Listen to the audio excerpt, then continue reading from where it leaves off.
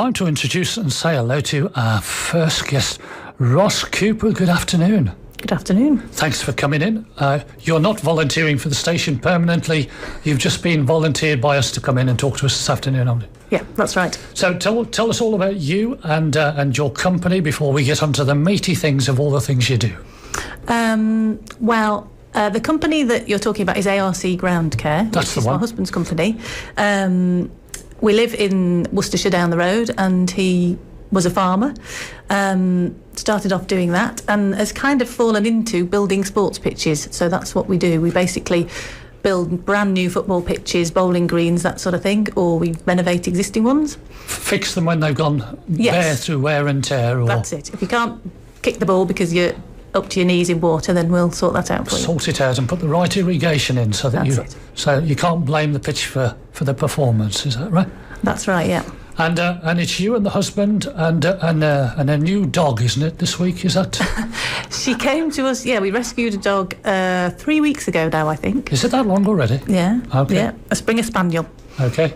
So she's. Well, actually, the newest member of the team is not the dog, is a lady who has just joined us in the office. We've got 2 new ladies in the office as well, which is great. Brilliant. So, smallish team, lots of equipment, and you do the new pitches and the refurbishment, not just in Worcestershire, but all over the place these days. That's right, yeah, we go all over the place. We've got quite a lot of big John Deeres now, which is makes my husband very happy. We go all over the place. At the minute we're working in we just finished a job in Crawley, West Sussex, and we're about to go down to Newbury next week and carry on at Newbury Rugby Club. Oh, brilliant. So we'll talk a little bit about sport, and to tease people for one of the main subjects we're going to talk about this afternoon. You suffer with a certain illness, don't you? I do. I've got a bleeding condition, which is similar to haemophilia, but it's much more common, but much less known about. So partly what I want to do today is publicise that, really. It's something called von Willebrand's disorder. Yeah, we were talking about you. The company ARC Ground Care, some of the sports you get involved in, rugby, horse racing, football. We do most things that are related to natural turf, so any sort of grass surface, so bowling greens, cricket wickets, anything really that's sort of grass. We have done some artificial grass surfaces. We do other landscaping and drainage and that sort of thing, but it's mostly we specialise in grass surfaces, really. Yeah, I'm not going to ask you about this 3G, 4G kind of thing, because you could, but I wouldn't know a lot. No, well, and you deal with proper grass and where. Yeah, I'm one of these football fans that thinks that football should be played on proper grass, where and if it gets a bit scuffed up, that's what we did when we were a kid. See the old pictures of previous FA Cups and where there wasn't none of these pampered stuff. So you help people to do that. Tell us a bit more about your illness. Is whatever the name it is, and you're going to be able to say it much easier than me. Von Willebrand's disorder. Is that hereditary, or can you catch it, or how does it work? You can't catch it. It is hereditary most of the time, and occasionally it's acquired. So occasionally you can get it after, in the middle of your life, but that's pretty rare. So it's mostly passed down. It's not passed down in the same way as haemophilia is, but it's one of the, if not the most undiagnosed bleeding disorder across the world, really, and it's often undiagnosed, and people live with symptoms of it for years without even actually realising they've got a bleeding disorder. I was diagnosed when I was 6 months old because I'd bruised as a baby when I started to crawl, and my GP was excellent and referred me for testing. Normally, GPs don't have a lot of knowledge about bleeding disorders because obviously their knowledge is very general and it can be missed. So we're trying to raise awareness really for anybody who's got any of the symptoms that I have to potentially go and see if they can get some help with it. And so were you kind of, I was going to say lucky is not the right word, but you were fortunate that your doctor actually recognised the symptoms in the first place rather than put it down as wear and tear of a kid of their age, is that right? Definitely. because even now GPs don't necessarily pick up on it. It was amazing that in the 1970s that mine did and referred us for testing. So I have got a severe version of the disorder, so that just means that I'm worse affected more severely than most. So it probably would have been diagnosed, but it could have been a lot more serious if I hadn't have been diagnosed when something fairly serious happened. Yeah. Ros, we were talking about how you are lucky in some ways that your doctor recognised. What sort of symptoms are there that highlight it between the normal stuff? Well, for me, being an extreme rare case, it's quite drastic. So with haemophilia, for example, if you know about haemophilia, you know that if you cut yourself, it bleeds for longer. It doesn't stop very quickly. It's not that, blood is squirting everywhere and, you've got 10 seconds to sort yourself out. It's much less dramatic than that. So I get a lot of bruises. Every time something, touches me, I get a bruise from it. Just kind of incidentally almost. Yeah, absolutely. I find them all the time and think, where in heaven's name did I get that from? I haven't got a clue. I get nosebleeds every time I get a cold. I have bleeding into my joints from, just general wear and tear. So it's things like that, really. So if you've got a milder version of it, the likelihood is you'll be in a family that always had people who bled. So you might have been known for having nosebleeds as a child, or your uncle might have had really bad bruises, or grandma used to, have bleeding gums when she had dental procedures, that sort of thing. If that kind of sounds like you, then it might be that you actually have a bleeding disorder that's a genetic thing. Most people, when they've got a family full of bleeders, per se, just think that's what it is. We're all like that. And it is something that potentially can be diagnosed. And the Haemophilia Society in the UK have started this thing called Talking Red, which is a campaign to raise awareness of bleeding disorders, specifically in women, because that's where the majority are undiagnosed. And obviously you've got issues around childbirth and periods and all that sort of thing. But doesn't that just confuse the issue on the basis that you've got more things that you think are just normal, that it's more difficult to identify, is it? Yes, because a lot of people just think, for instance, you might be in a family of heavy period bleeders. Yeah. That might just be your normal. And we don't talk about what a normal period is. And I'm not going to do that with you now, Steve, because I wouldn't imagine you want to do that. It's a slight relief, yeah. But it's something that isn't really talked about. So what we're trying to encourage is a conversation about what is normal bleeding and what is not. And if it does seem that maybe your family bruise easily, you've all had heavy periods, all the women, it is potentially something worth discussing or looking at possibly getting a diagnosis. A lot of women actually don't find out about this all their life, and a friend of mine was diagnosed when she was in her 60s because she read a magazine article about this very thing and thought, oh, that's me. And potentially she could have had that for a number of years before. She'd had it all her life. Right. Always had problems, but never thought that it was a diagnosable thing. Blimey. Now, I know you went to a conference up in Glasgow recently, and we can talk about that and some of the symptoms and some of the messages and where people can find out more information. Ros Cooper's with us. We're talking about blood disorders and a particular illness that you suffer from, which I'm still not going to attempt to pronounce, but I will write it down so that I can use it throughout the rest of the show. Ros, you are heavily into finding out more about the illness and increasing awareness of it. So you went up to Glasgow with your mother to find out more about how widespread is it. What sort of things did you discover at the conference? The conference in Glasgow recently was the World Federation of Haemophilia. So it was basically a worldwide conference for anything bleeding disorder related.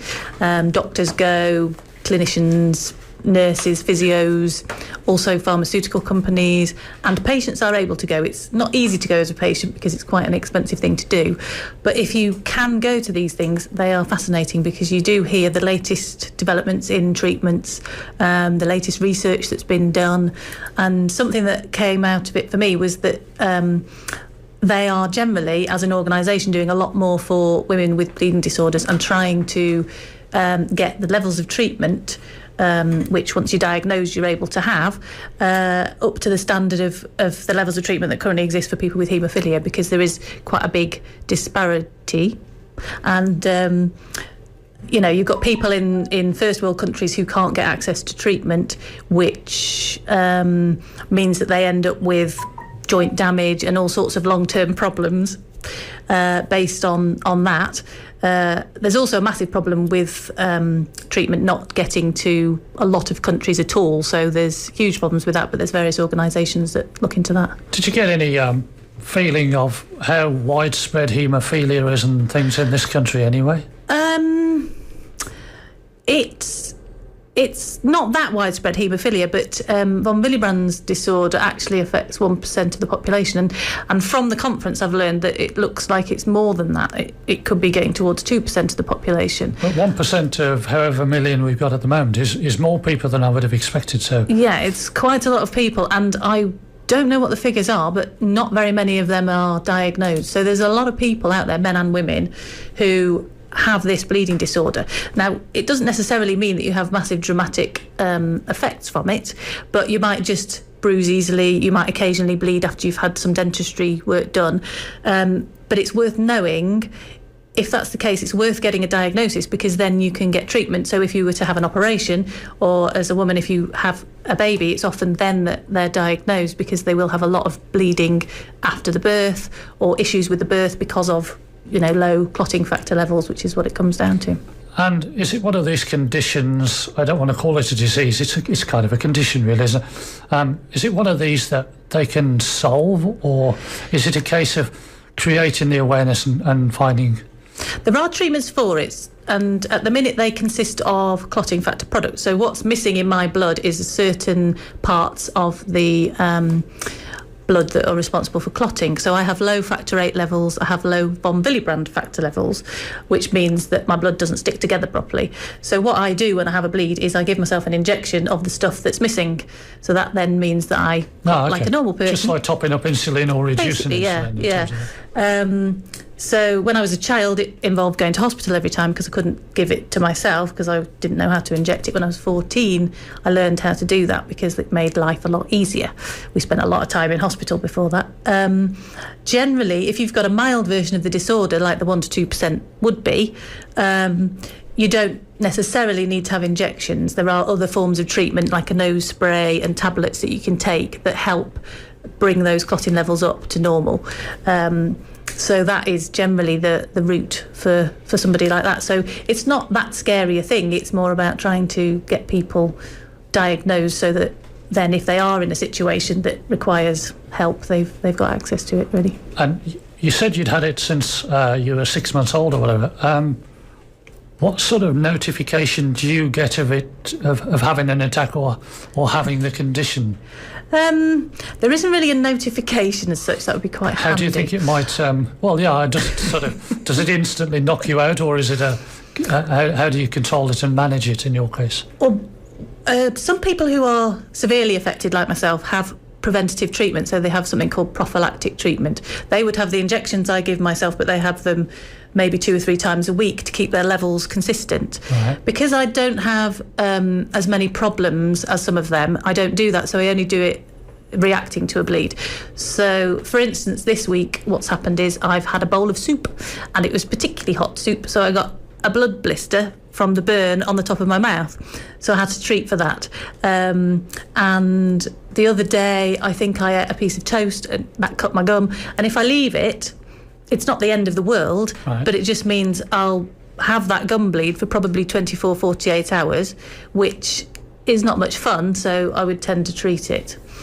And generally it's due to trauma mostly. I can have spontaneous bleeding, but it's not that common.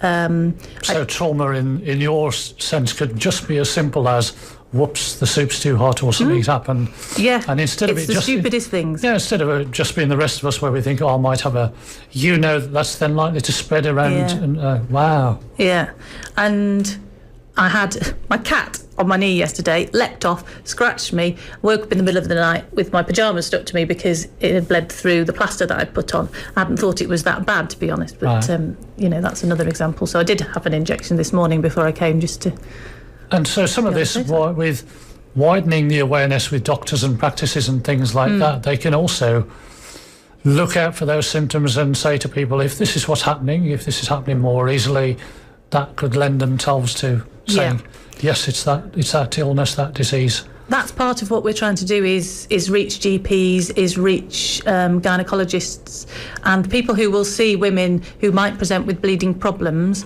or might even, it might be a side issue to the real issue, but they might sort of think, oh, hang on a minute, you've got some bruises there, they look a bit sort of dramatic, let's take this further. And not let the example you gave before of somebody getting to about 60 before they said, oh, that's what it finally... Yeah, because she really, she went through the mill, this friend of mine, before she was diagnosed, and just thought it was normal. That's the trouble.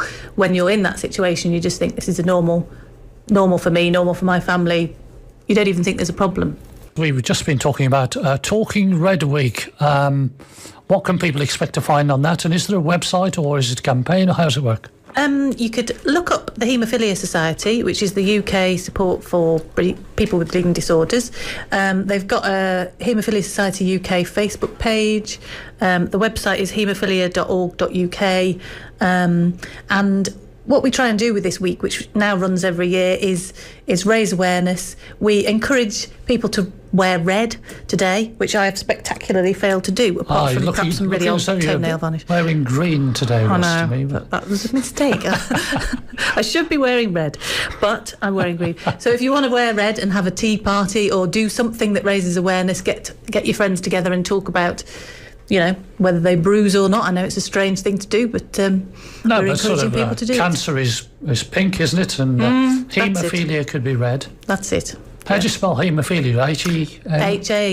H-A-E. M-O-P-H-I-L-I-A. Oh, that's what I've written down for later. But I didn't know it was going to be that. I didn't think I'd get it. It'll appear in the crossword when we do it later. That was so there's a website on it, and is there a website for your particular? Not really, no. There's quite a lot of Facebook groups that actually are von Willebrand specific. So if you stick that in Facebook, you'll find a lot. One of which, a few of which actually I help run. And that has actually made a massive difference in terms of not only awareness but also support for people with it, because when you're 1 in a million like me, it tends to be fairly difficult to find other people with the same disorder. I can now. It's brilliant, Facebook. Right. Yeah, and are you doing anything yourself in terms of social awareness of it? And I do, yes. I talk about it quite a lot, partly why I'm here. Yeah. I do have a blog that I write on, which I haven't done for a long time, but requires updating. Okay. My mum's written a book about it, which is available on Amazon, called Funny Blood. And Funny Blood, because that's what I've got.